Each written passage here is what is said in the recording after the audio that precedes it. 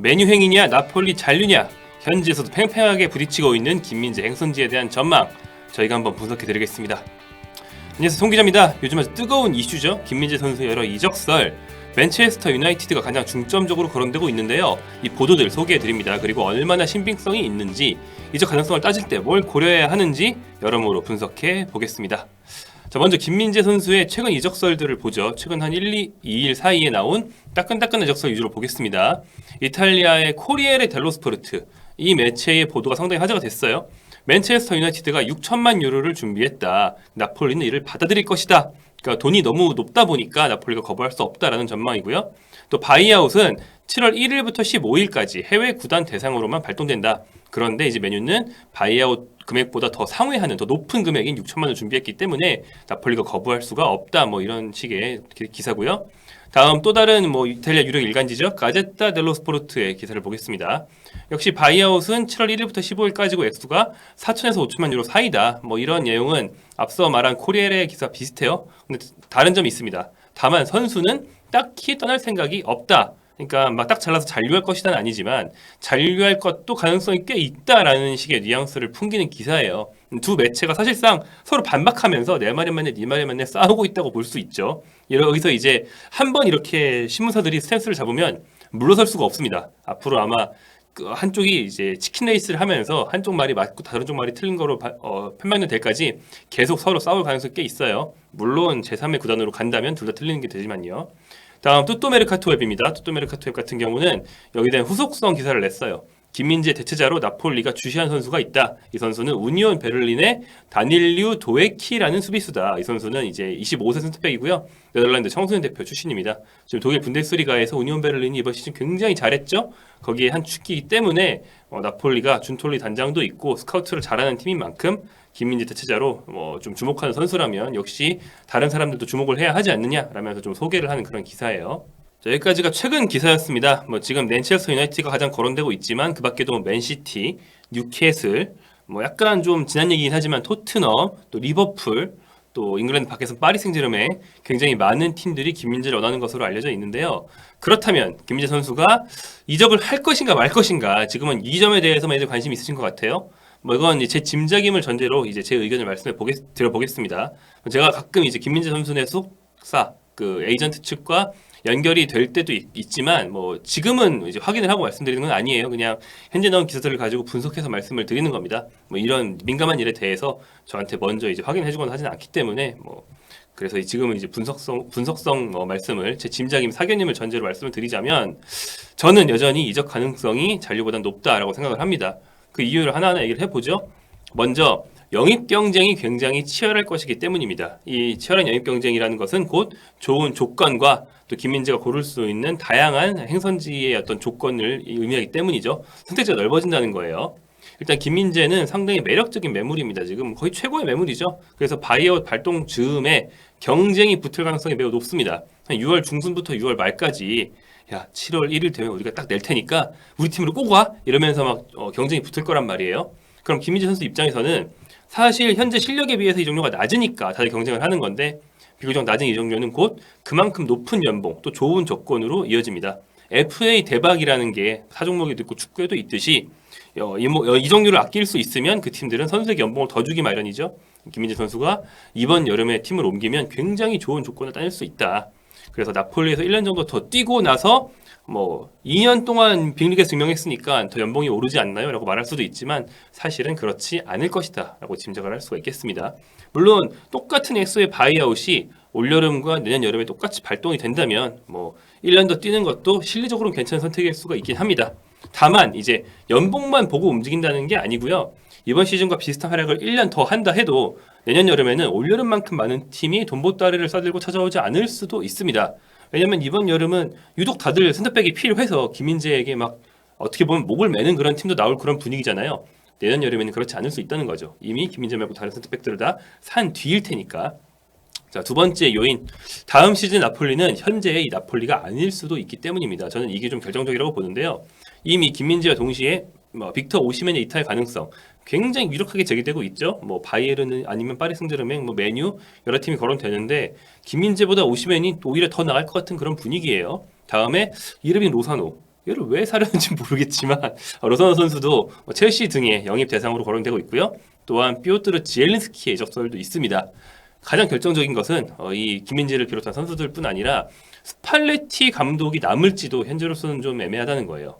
자, 코리엘의 델라세라 현재 일간지에 따르면요, 스팔레티 감독은 현재 연봉 280만 유로를 받고 있다고 합니다. 이게 성적에 비해서 당연히 우승 감독인데 또 사실 명성이 있는 감독인 것까지 감안한다면 상당히 낮은 조건이에요.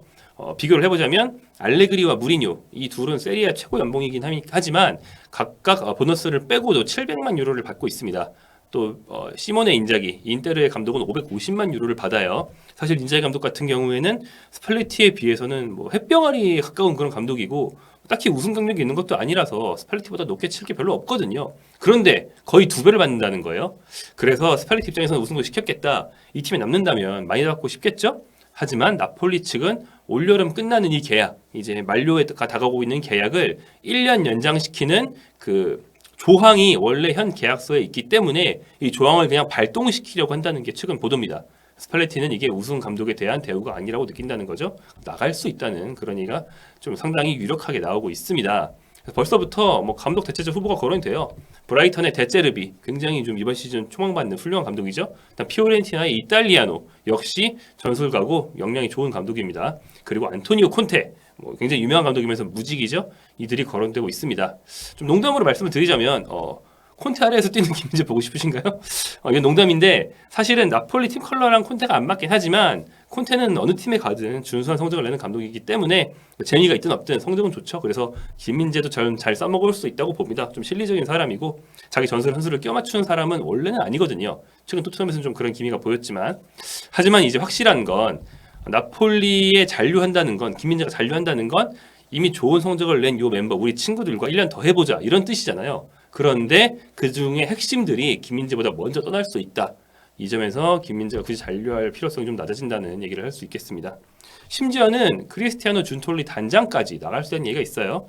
이번 시즌 준톨리 단장이 현명한 이적 시장으로 많이 칭송을 받았죠. 그래서 현지에서 주목을 많이 받았습니다. 준톨리 덕분이다 이러면서. 그래서 최근에 유벤투스가 노리고 있어요. 최근 분식 회계 관련 징계로 운영진을 싹 물갈이 중인 유벤투스가 준톨리를 노린다는 그런 보도는 그 운영진 징계 즈음에 바로 나왔습니다. 그런데 최근 한층 본격적인 기사들이 나오고 있고요. 그리고 오늘 피오렌티나전을 앞두고 인터뷰를 했는데 인터뷰에서 딱히 부인을 안 했어요. 원래 이탈리아 팀들의 단장들은 경기 시작 전에 인터뷰를 다들 하거든요. 한국은 감독들이 전휴에 다 하는 것처럼. 근데 이제 여기서 뭐 당신 팀에 남을 거냐 질문을 받으니까 일단 이번 시즌 우리가 달성한 놀라운 성과에 집중하겠다. 그러니까 우승을 일단 즐기겠다. 그리고 나서 차분하게 미래를 생각하겠다라고 말을 했어요. 이거 마치 나갈 것 같은 그런 멘트 아닙니까? 물론 나간다고 말한 건 아니지만 남는다보다는 나간 데 가까워 보이잖아요. 그래서 여러모로 나폴리가 좀 흔들리고 있는 상황이다. 우승으로 인해서 오히려 쫙 빠질 수도 있다. 이런 상황이라는 걸 좀 감안해야겠습니다. 자, 마지막으로 김민재 선수가 남을지 안 남을지를 좀 가늠하는 데 있어서 참고가 될 만한 건 나폴리의 구성원들에 대한 대우입니다.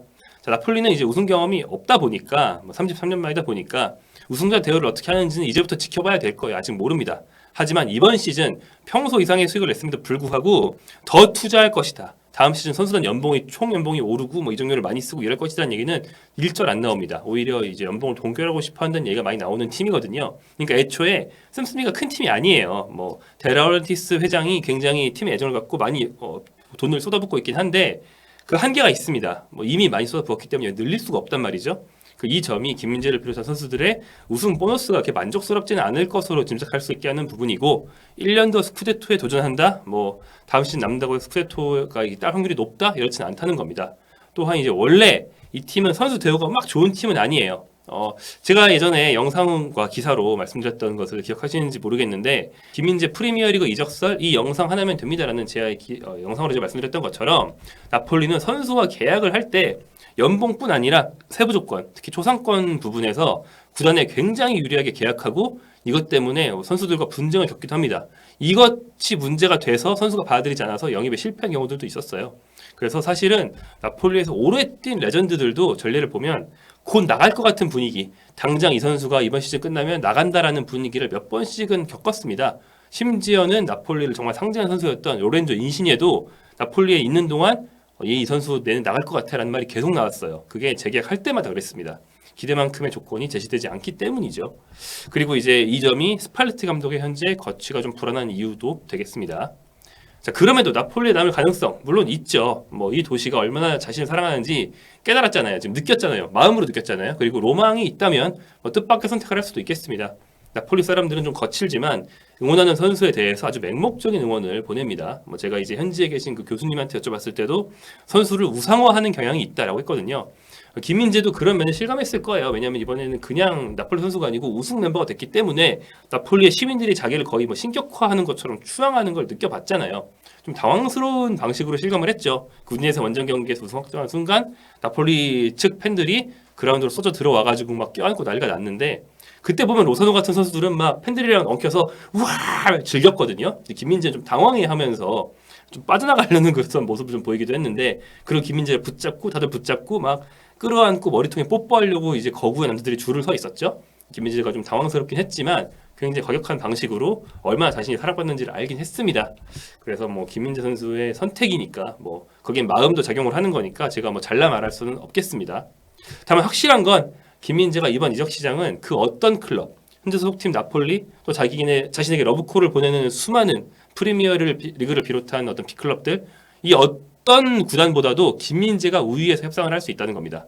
김민재에 대한 평가는 이미 엄청나게 올라가 있습니다. 거의 뭐 유럽 최고 센터백 중에 한 명으로 올라가 있고 아마도 리그 종료 직후 그러니까 일정대로 이제 실행이 된다면 아마 한국에 와 있을 때 즈음에 베스트 수비수로 선정 발표가 될 가능성이 상당히 높습니다. 이 뭐 전 따졌다고 보거든요. 그래서 시기만 맞는다면 나폴리 소속으로 코리아 투어를 할 때 그 기간 중에 이제 베스트 수비수로 발표가 될 수도 있어요. 이게 발표가 되면 더 많은 팀들이 몰려들 수 있죠. 그럼 김민재의 선택지는 더 넓어지고 김민재는 제가 아는 한은 명예와 실력 향상에 대한 정말 끝없는 욕심이 있는 선수입니다. 좀 동료가 설렁설렁 뛰는 거를 정말 눈뜨고 못 보는 그런 류거든요. 순수하게 좀 최고가 되고 싶어하는 면이 있습니다. 저는 아마 이 점이 판단 기준이 될 것 같아요. 그래서 많은 팀들이 돈보따리를 들고 찾아올 때 오히려 김민재 측은 돈보따리 다 좋다, 아주 좋은데 너희 팀 나를 데리고 가면 우승할 확률이 얼마나 되냐, 뭐 나 말고 어떤 스타를 살 거냐, 뭐 이런 것까지 아마 따질 수도 있습니다. 굉장히 다각도로 여러 가지를 고려할 수 있고 가장 좀 자신의 실력을 향상시키고 최고의 동료들과 함께 뛰면서 또 최고의 적을 만날 수 있는 그런 환경을 좀 선호하는 것으로 알고 있어요. 이 점을 염두에 두고 김민재 선수의 이번 여름 이적 시장을 함께 지켜보면 좋을 것 같습니다. 이번 시즌 끝나가잖아요. 다시 말하면 여름 이적 시장의 개장이 다가온다는 얘기입니다. 김민재에 대한 얘기는 여름 내내 우리가 또 굉장히 많이 하게 될 것 같습니다.